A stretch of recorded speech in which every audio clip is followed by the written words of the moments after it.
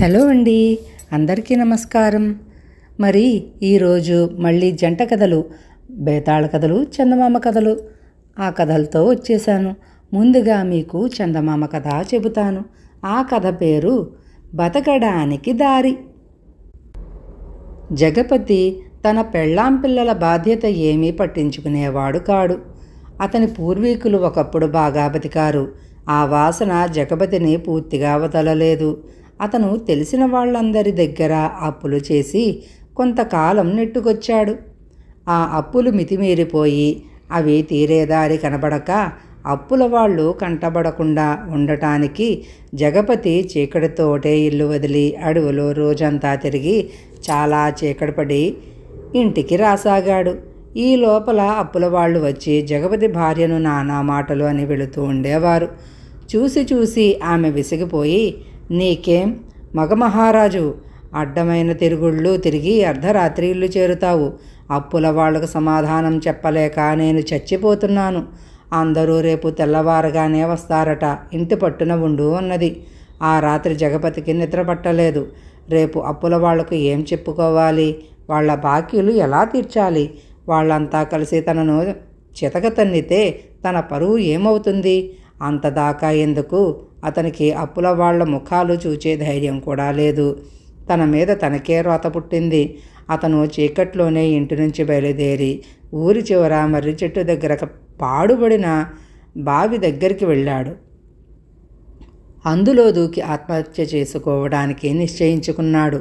అతను బావిలోకి దూకబోతూ ఉండగా ఆ బావిలో నుంచి ఒక పిశాచం బయటికి వచ్చి జగపతిని యగాదిగా చూసి, నీకు మతి ఉన్నదా లేదా?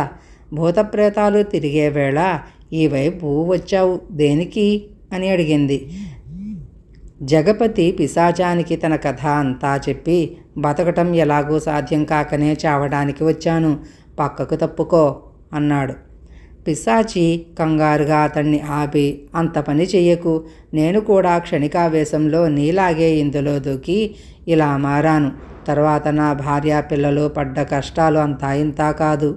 నా మాటలు విని తిరిగి వెళ్ళిపో అన్నది.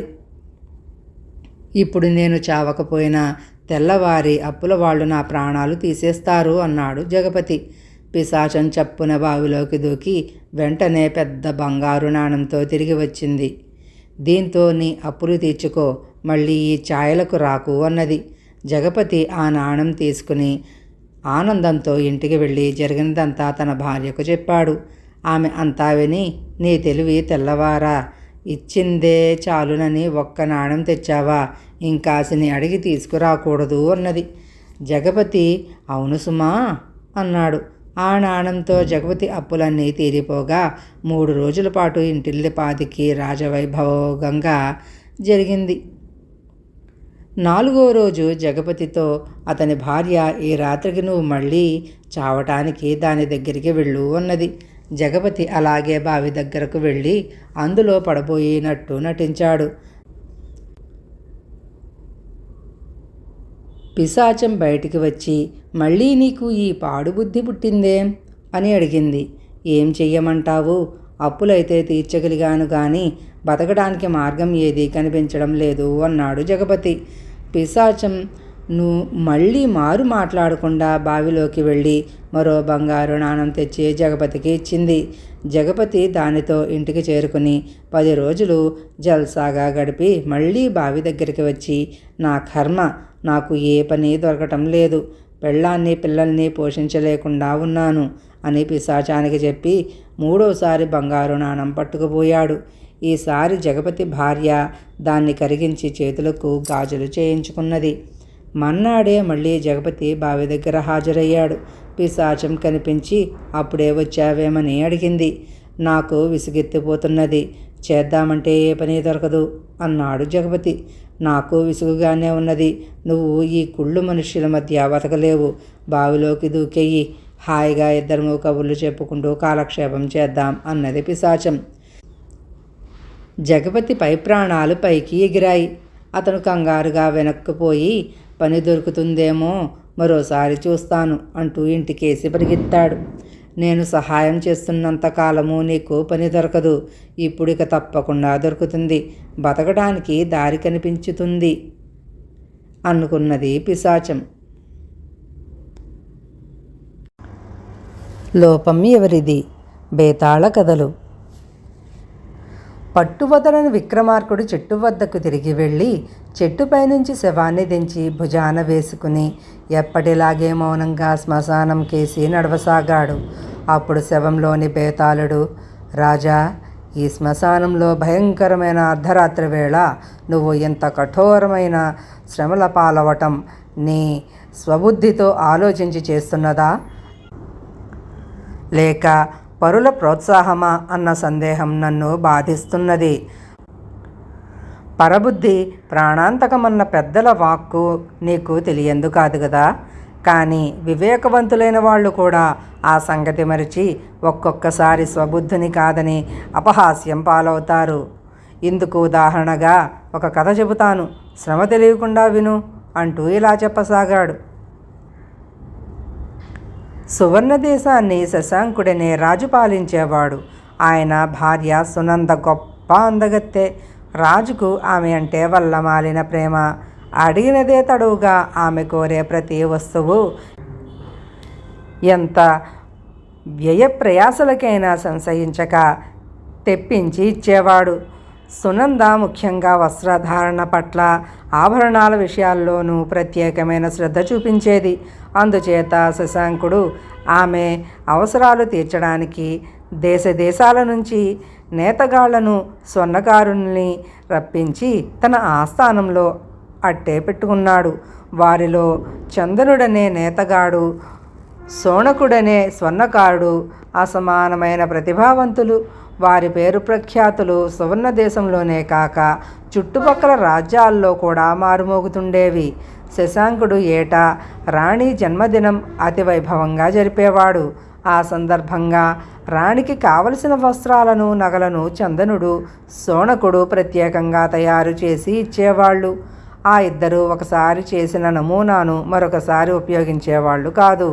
అటువంటి పనితనం మానవ మాతృలకు సాధ్యపడేది కాదని రాజప్రాసాదంలో అందరూ చెప్పుకునేవాళ్ళు. శశాంకుడికి సారంగుడనే ఆప్తమిత్రుడొకడున్నాడు. రాజు తాను తీసుకునే ముఖ్యమైన నిర్ణయాలన్నీ పరిపాలనకు సంబంధించినవైనా లేక వ్యక్తిగతమైనవైనా ముందుగా సారంగుడికి చెప్పేవాడు. అయితే సారంగుడు ఏనాడు నోరు విప్పేవాడు కాదు. తల ఊపి ఊరుకునేవాడు. ఇది మకరందుడనే మంత్రికి ఆశ్చర్యంతో పాటు కుతూహల కారణంగా కూడా ఉండేది. ఒకనాడు అతడు శశాంకుణ్ణి, మహారాజా, మంత్రిని నేనుండగా ముఖ్యమైన విషయాలన్నీ మీరు సారంగుడితో ప్రస్తావిస్తుంటారు. ఆయన నేను చూస్తుండగా ఏనాడు మీకు సలహా ఇవ్వలేదు. అయినా మీరు ఆయనతో సంప్రదిస్తూ ఉండడంలోని ఆంతర్యమేమిటో నాకు బోధపడటం లేదు అని అడిగాడు. ఇందుకు శశాంకుడు, సారంగుడి తత్వం నాకు బాగా తెలుసు. అతడు మౌనంగా ఉండలేనప్పుడే నోరు విప్పుతాడు. అందుచేత అతడి అభిప్రాయం మాటల ద్వారానే వినాలన్న అవసరం లేదు అన్నాడు. ఆ తరువాత కొన్నాళ్లకు రాణి జన్మదినం వచ్చింది. చందనుడు, శోణకుడు యథాప్రకారం రాణికి వస్త్రాలు, ఆభరణాలు ప్రత్యేకంగా తయారు చేసి పంపించారు. అయితే రాణి అవి తనకు తగినట్టుగా లేవని తిప్పి పంపింది. ఇది విని రాజుకు చాలా ఆశ్చర్యం కలిగింది.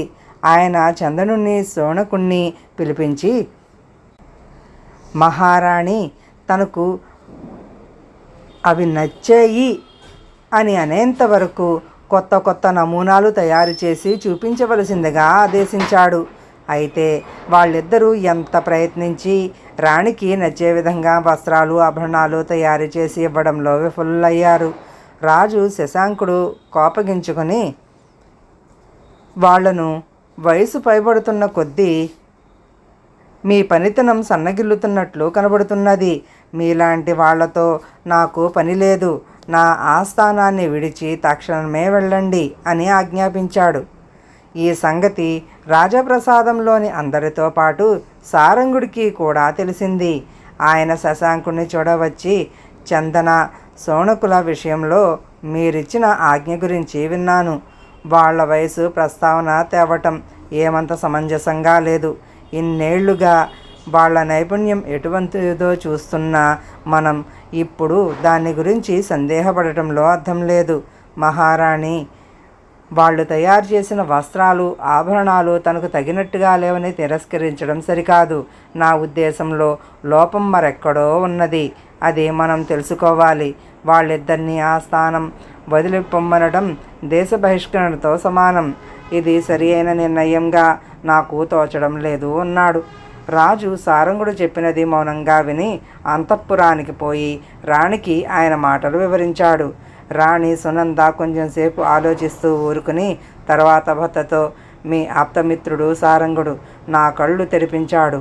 ఆ చందన సోణకులకు ఆస్థాన బహిష్కారం కాక నిండు సభలో ఘనంగా సత్కరించండి, ఇదే నా కోరిక అన్నది. రాణి కోరిక విని రాజు శశాంకుడు విస్తుపోయాడు. ఆమె కోరికను తోసిపుచ్చలేక ఆ సంగతి మంత్రికి చెప్పి చందన సోణకులను తగు విధంగా సత్కరించేందుకు ఏర్పాట్లు చేయమన్నాడు. రాజాజ్ఞ మంత్రికి చాలా ఆశ్చర్యం కలిగించింది. శిక్షించడానికి బదులు సత్కరించాలన్న రాజు నిర్ణయం మంత్రుల్లోనూ ఆస్థాన సభికులలోనూ అపహాస్యం పాలయ్యింది. ఏమైతేనేం వారం తిరగకుండానే చందన సోణకులకు రాజసన్మానంతో పాటు విలువైన బహుమతులు కూడా లభించాయి. బేతాళుడు ఈ కథ చెప్పి, రాజా, భర్త ద్వారా సారంగుడు అన్న మాటలు విన్న రాణి అంతలోనే తన బుద్ధి మార్చుకోవడానికి కారణం ఏమిటి? సారంగుడు తన భర్తకు మిత్రుడు గనక అతడికి కోపం తెప్పించడం మంచిది కాదనా? ఇందుకు సమాధానం తెలిసి కూడా చెప్పకపోయావో నీ తల పగిలిపోతుంది అన్నాడు. దానికి విక్రమార్కుడు, రాణిలో వచ్చిన మార్పుకు నువ్వు చెప్పినవేవీ కారణాలు కావు. సారంగుడు చందన సోణకులను మంచి నిపుణులు అనడమే కాక లోపం వాళ్ల పనితనంలో లేదని మరెక్కడో ఉందని అన్నాడు కదా. ఆయన సూచనప్రాయంగా చెప్పదలచినదేమిటో రాణి అర్థం చేసుకున్నది. అదేమంటే, ఎవరికైనా వయసుతో పాటు అనుభవం పెరుగుతుంది. అది పెరిగిన కొద్దీ కళాకారుల నేర్పరితనం కొత్త మెరుగులు దిద్దుకుంటుంది. కానీ క్షీణించే తత్వం గల మానవ శరీరం మాత్రం వయసు పెరుగుతున్న కొద్దీ వాసి తగ్గుతూ వెలవెలపోతుంది. అటువంటప్పుడు చందన సోణకులు తయారు చేసిన వస్త్రాలు, ఆభరణాలు రాణి తనకు తగినట్టుగా లేవనుకోవడం కన్నా తన ఆకారం, రూపురేఖలు వాటికి తగినట్టుగా ఉన్నావా అన్న ఆత్మపరీక్ష చేసుకుని ఉండవలసింది. సారంగుడు అన్న మాటలు విన్న తర్వాత రాణికి ఆ సత్యం తెలిసి వచ్చింది. లోపం వాళ్ళు తయారు చేసిన వస్తువులలో లేదని, వయసు పైబడి ఉన్న తన వన్నె తగ్గుతున్న తన రూపానిదని ఆమె అర్థం చేసుకున్నది. అందువల్లనే ఆ కళాకారులను సన్మానించమని భర్తను కోరింది అన్నాడు. రాజుకి ఈ విధంగా మౌనభంగం కలగగానే బేతాళుడు శవంతో సహా మాయమై తిరిగి చెట్టెక్కాడు.